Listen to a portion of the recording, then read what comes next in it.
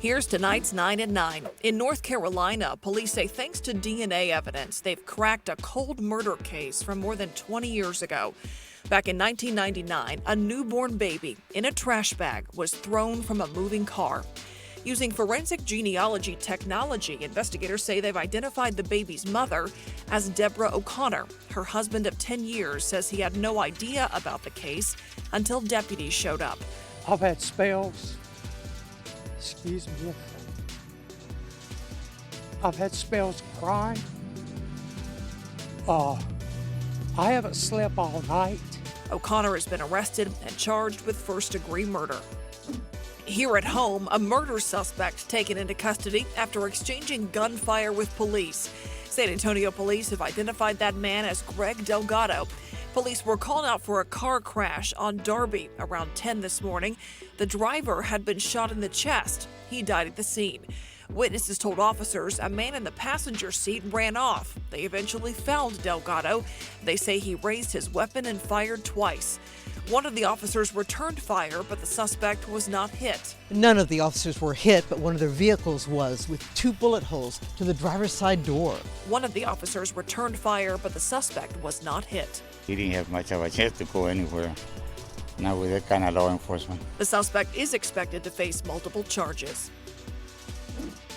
A stabbing leaves 2 adults and a 13-year-old girl dead in Central Texas. Police say the suspect led officers on a chase before he was arrested after crashing his car into a senior citizen center.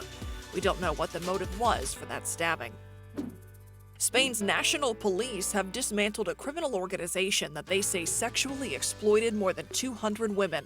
According to a press release, 19 women were rescued in that operation, 21 suspects arrested.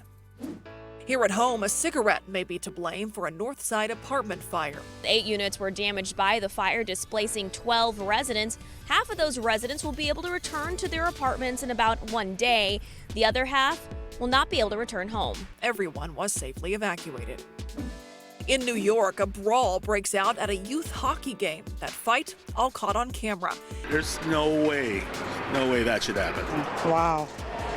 Unbelievable. Video shows 2 adults appearing to yell at each other. A child then stands on a bench and is shoved by an adult, falling off and becoming part of that fight. About a dozen others join in. 2 aggressors were kicked out, but no charges filed. Thousands of teachers on strike in Toronto gathering for a rally today. They're trying to force the government to go back to the bargaining table. The teachers are asking for a 2% annual salary increase rather than the 1% the government offered. They're also fighting class sizes and workload increases. A woman who gave birth just days ago is credited with saving a driver from a massive highway fire in Indiana. State police say a tanker carrying jet fuel overturned and burst into flames. The driver was rescued by Good Samaritans, one of them the new mom, who was driving home after visiting her baby in the NICU.